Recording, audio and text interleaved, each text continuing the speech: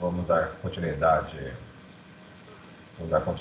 à nossa disciplina de tecnologias para web e para dispositivos móveis. Hoje estaremos vendo a sessão 2.2 do nosso livro, tá? Da nossa disciplina normalmente. Vamos seguir.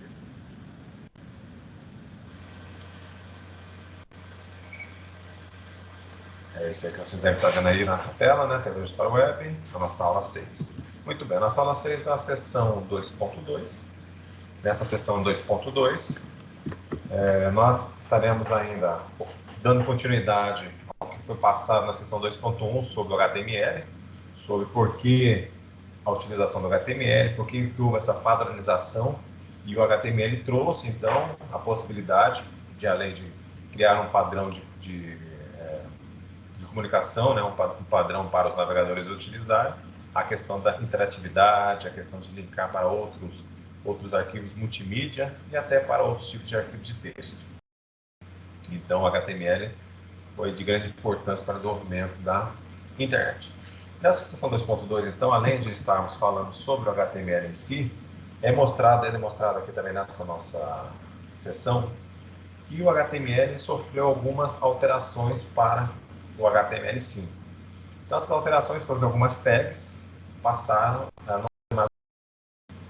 Essas tags, no caso, que não estão mais sendo utilizadas, elas acabaram que melhoraram o código HTML. E, geralmente, o que não está mais sendo utilizado dentro das tags HTML está sendo suprido por uma outra ferramenta. Nós veremos daqui a pouquinho nessa sessão 2.2. Muito bem.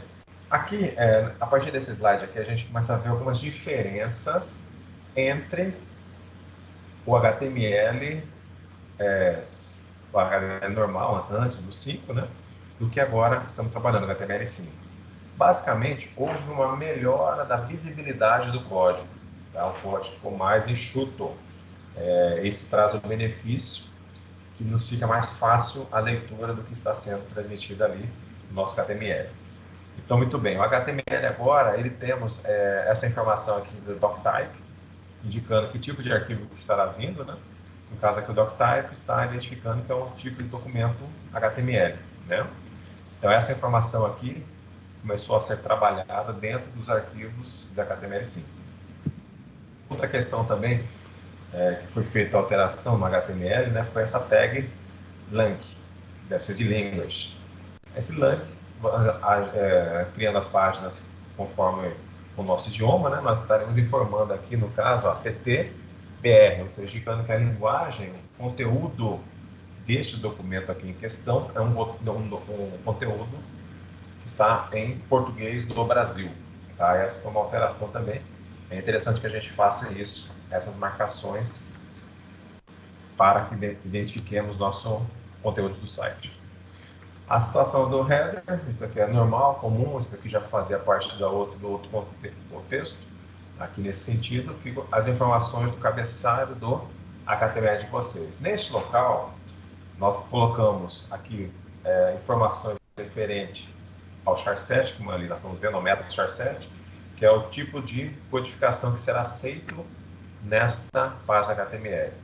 Observem, mesmo estando lá informando, nós estamos trabalhando em cima de uma página em português, mas os símbolos que estarão nesta página estarão sendo observados por aquela tabela Unicode, UTF, para que, se outro idioma que nem contemple os nossos caracteres venha a ser aberta esta página, ela ficará corretamente descrita na página do usuário. Está falando sobre o char7 nesse momento aqui, até eu me adiantei para falar sobre ele.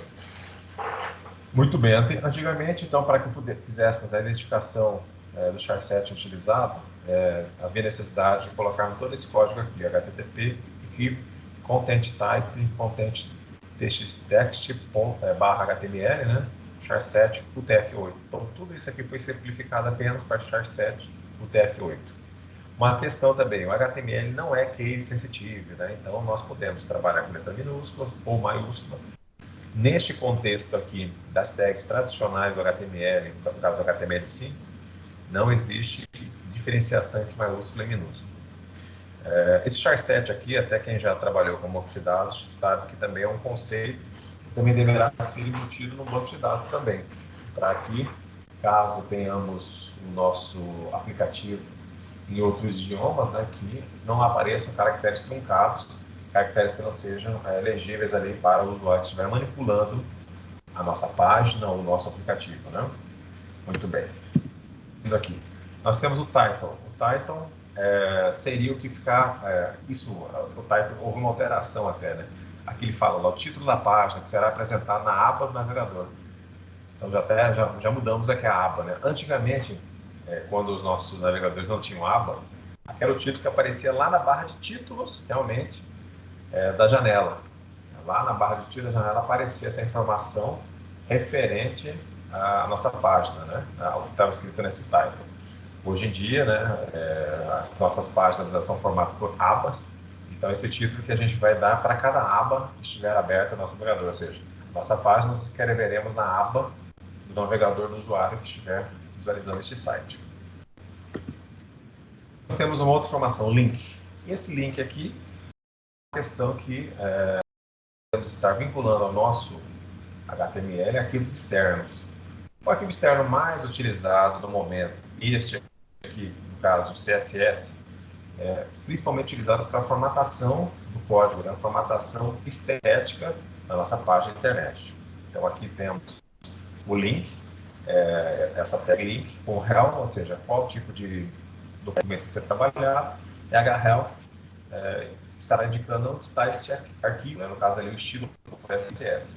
Como está descrito aqui, href, sem que haja uma definição de pastas, isso indica que esse estilo.css, o ideal é que ele fique na mesma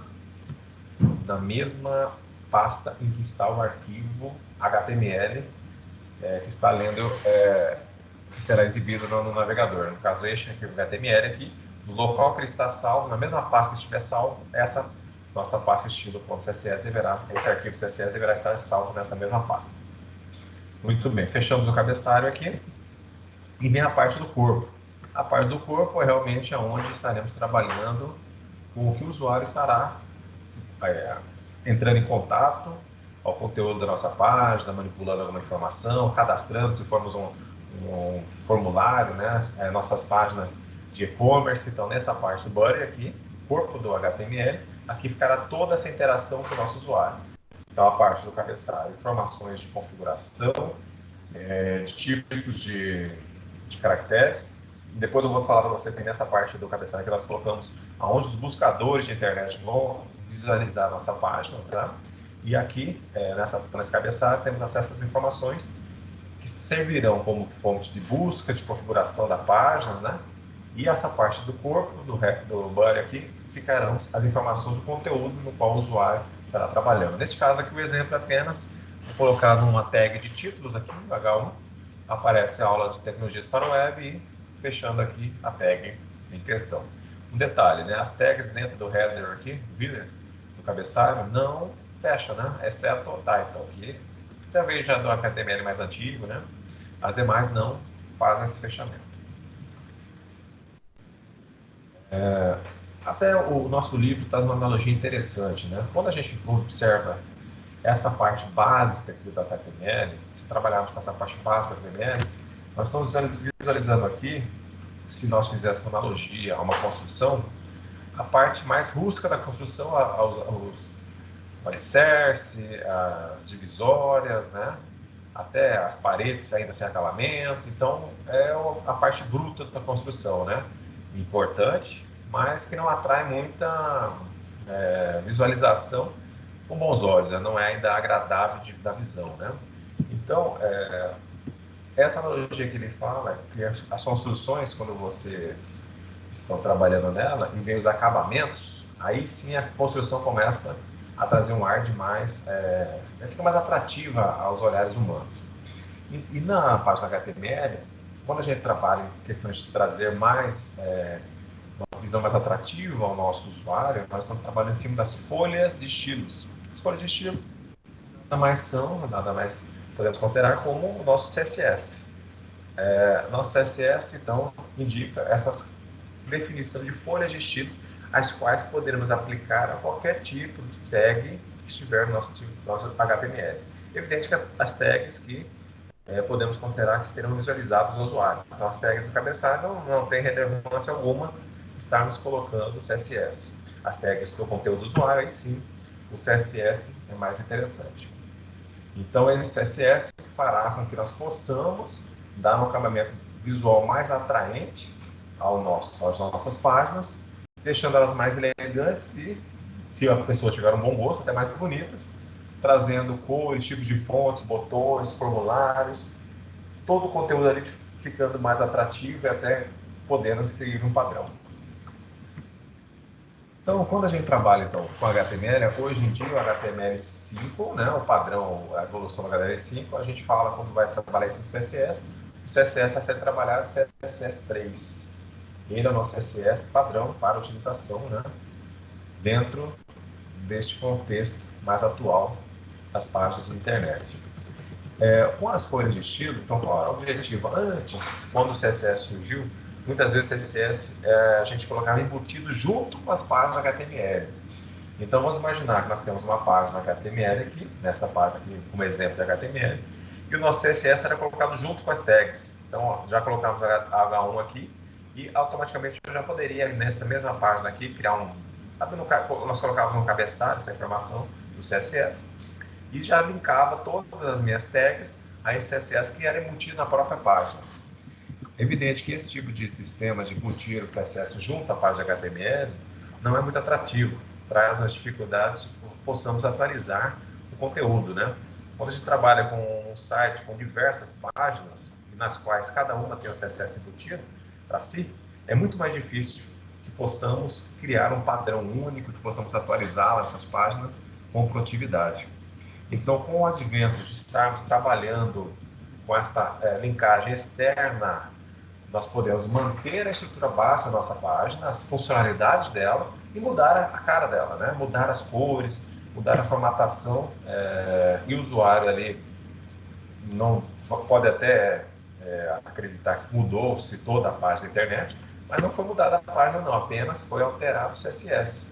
O contexto da página, o conteúdo dela continuará o mesmo, mas esse ajuste do CSS já trará um upgrade, né, na visão do usuário, achando que a página já está com um código novo, vamos dizer assim, né? E também traz a produtividade para que vocês possam alterar essa informação sem que fique a página fora do ar ou com a dificuldade de atualização dela. Então, muito bem. Aqui nós temos os estilos, então as folhas de estilos têm as funcionalidades. Então, quais seriam os pontos fortes que nós podemos considerar do uso do CSS? Então, nós temos aqui os itens que esses são importantes para que nós tenhamos em mente. Economia de tempo na criação de páginas. Evidente, nós teremos uma economia dessas páginas, né, da criação, sabendo que nós não temos que preocupar com a informação se elas, da formatação estética delas, podemos trabalhar isso depois, podemos terminar todo o nosso projeto e de forma mais pontual e tranquila trabalharmos essa estética. Então, mesmo a página estando em funcionamento, podemos ainda estar ajustando essa estética conforme a visão do usuário, né? Lembrando, nós estamos criando uma página net para que o usuário se sinta bem no uso dessa página. Outra situação aqui, a diminuição do código da página. Isso aqui está vinculado à época em que nós inserimos o CSS junto ao HTML, né? Nesse sentido, existe uma diminuição do código da página. Maior velocidade para carregar a página. Isso também está correlacionado à diminuição do código e, além disso, as próprias páginas da internet já estão, os navegadores estão mais bem preparados, linkados, né? Para receber as informações CSS que virão indexados conforme as tags que estão utilizadas. Então, quando você vai solicitar ao servidor essa informação, o seu HTML, o seu web browser conecta ao servidor e pede a página já estará carregada, o CSS lá que estará vindo com o servidor já é otimizado para que as tags que estão na página, só elas sejam utilizadas. Outra questão interessante, maior facilidade para manter ou modificar as páginas, isso eu já mencionei, né? Como é um arquivo externo, o CERN, a estrutura da página de vocês permanecerá a mesma e vocês vão alterando apenas o CSS para fazer pequenos ajustes da configuração das suas páginas, né? Então isso traz aí uma flexibilidade para modificar as páginas muito grande, né? Vocês até podendo estar mesclando mais algum tipo de CSS para poder apurar a informação do layout da página, né? Da estética da página, mas o site em si, o código em que vocês estarão ou apresentando alguma informação, ou fazendo um e-commerce, ou uma aplicação rodando no site de vocês, não haverá interferência alguma do código lá que está definido como funcionalidade do site de vocês. E o último aqui, maior controle na criação de layouts de páginas. Essa parte do layout é o seguinte, nós conseguimos, por esse layout, manter um padrão para todas as nossas páginas, né? A gente pode criar o CSS, então fica mais difícil, mesmo que a equipe seja grande, né? Sejam vários desenvolvedores, e cada um queira colocar um ajuste diferente nessa página, a gente, via o CSS, conseguiremos, né, organizar melhor para que possamos manter um padrão de página, um padrão de layout, né, para esse projeto todo das nossas páginas. Então, esses daqui seriam as funcionalidades básicas do CSS que já estão implementadas, né, que já vêm aí para facilitar o trabalho de aplicações web. Então, conforme a informação aí, nós temos o seguinte, as cores de estilo, né, como já mencionei anteriormente, elas eram declaradas dentro do nosso arquivo, nossa página na internet, nosso arquivo HTML, né? Então, isso aí realmente gerava uma certa dificuldade, mas depois, com essa evolução do HTML e nós conseguimos trabalhar com CSS externos, linkados, né? A gente até menciona aqui arquivos declarados como arquivos auxiliares, né? Então, essas cores de estilo, elas são arquivos auxiliares que ficaram vinculados ao nosso HTML. Nessa questão de auxiliares, nós também temos a parte do JS, né? JavaScript. JavaScript também temos arquivos auxiliares que ficam juntos ali, linkados com o nosso HTML, para que, caso sejam acionados, eles possam estar desenvolvendo uma atividade. Nesse caso, o CSS ele já é ativado por padrão para que ele traga o benefício da formatação ao site. Nós temos aqui como é que funciona, então, basicamente, essa folha de estilo, né? Então, para que nós possamos trabalhar a sintaxe básica, a regra de utilização do CSS é a seguinte: nós olhamos o CSS, a regra dela é a seguinte: vem um elemento, desse elemento nós vamos abrir chave, colocaremos no atributo 1, dois pontos, o valor que nós queremos, ponto e vírgula. Atributo 2, valor, ponto e vírgula. Atributo 3, dois pontos, o valor, ponto e vírgula, e assim por diante. Então, desta forma aqui, nós estaremos tendo contato com os elementos, os atributos, aliás, que estaremos informando ao elemento. No caso, esses elementos nós podemos considerar, nós podemos criar classes dentro do nosso HTML, né, dentro de uma classe lá, um class, e nesse class a gente considera ele como elemento para que façamos a configuração. Ou até mesmo, neste elemento, eu posso citar uma tag. Eu já cito uma própria tag, e esta tag eu já consigo fazer essa referência a ela, observando os atributos e os valores que nós desejamos informar. Como aqui nós temos um exemplo, né? Nós temos um exemplo aqui, body, nós abrimos aqui, body, abre chaves, background, ou seja, fundo, né, do body, do corpo da página, estamos passando o valor blue, ou seja, o valor azul. Faltou aqui só um ponto e vírgula, né, mas tudo bem, vai funcionar também. Então, abre o chaves, background, dois pontos blue, fechou chave. Isso aqui, ele vai produzir o quê? Produzirá automaticamente a nossa página a cor azul no fundo, né? Então, esse já é um padrão, já seria um código CSS. Do que eu observei no material de vocês, ele não aprofundou-se ainda muito no CSS. Eu acredito que não teremos ali o código em si, trabalharemos de forma mais simples, mas eu vou tentar depois passar para vocês algumas referências CSS para que vocês possam testar. O ideal é que existem muitos sites na internet que vocês poderão acessá-los, que tem lá a fonte CSS e vocês poderão ver o resultado. Então temos ali a codificação CSS e qual é o resultado que vocês vão obter, como se fosse uma página de amostra, né? A gente costuma usar essas páginas assim para ter mais ideias aí do que podemos estar usando na nossa página. Muito bem.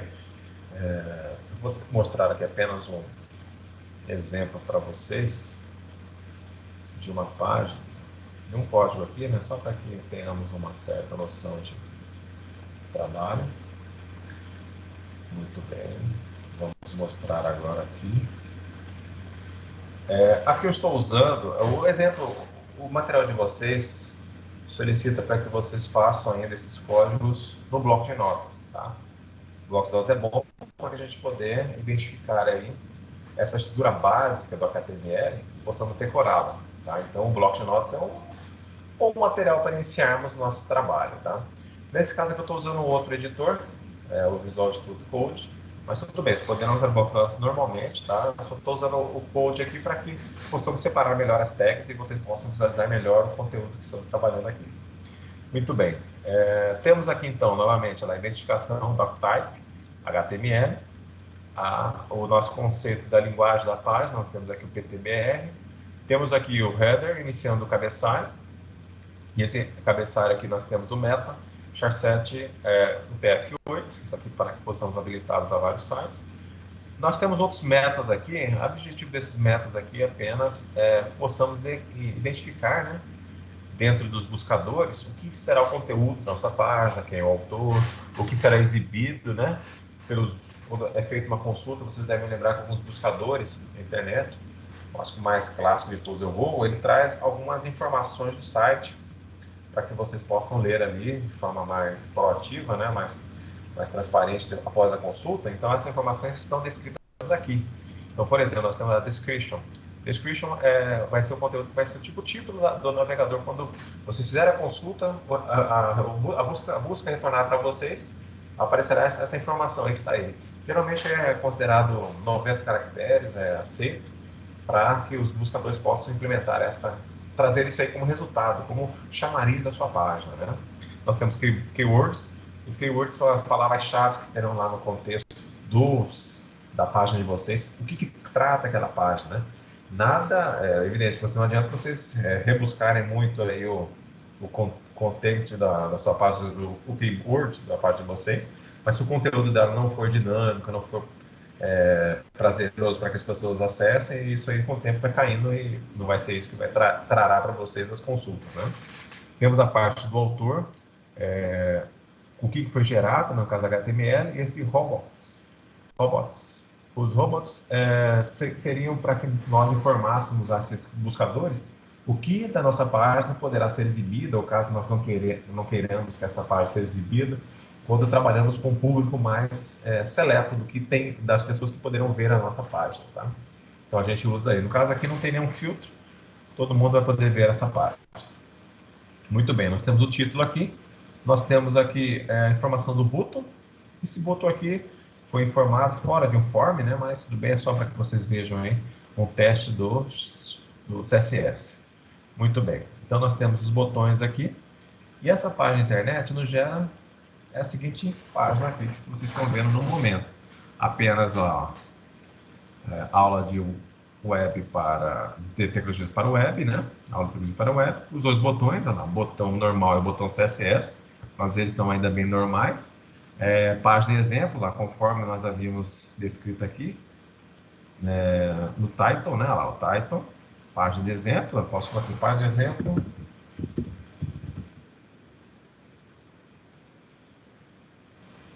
Farei isso, vou salvar, vou atualizar aqui. Lá, já apareceu aqui, tá? Que não coube tudo, né? Já existe uma limitação aqui devido a questão de estarmos trabalhando, né, com a aba com menor espaço. Muito bem, tudo bem. Chegamos a essa definição. Caso nós desejamos, podemos então criar um arquivo de estilo. Já criei aqui um arquivo de estilo. E esse arquivo de estilo eu vou indexá-lo, né, dentro do header. Coloquei aqui que eu quero indexar neste arquivo CSS.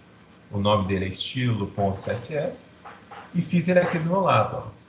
Do lado eu já tratei de digitá-lo. Então nós temos aqui o body, aquela questão do corpo, tá o azul aqui como cor de fundo, background. O botão nós vamos mexer na fonte dele, vamos mexer na cor, vamos mexer no background também, na borda, tá? Mas esse botão, o que nós vimos aqui no HTML? Aqui está escrito button, mas não é aqui. Nós temos o button Como nós podemos ter muito botão, não que não seja permitido, é permitido também criar um CSS para o botão, nada impede. Só que se eu quiser que botões tenham formatos diferentes, dependendo da posição que eles estejam, eu posso criar classes, né? Então, eu criei uma classe aqui, botão.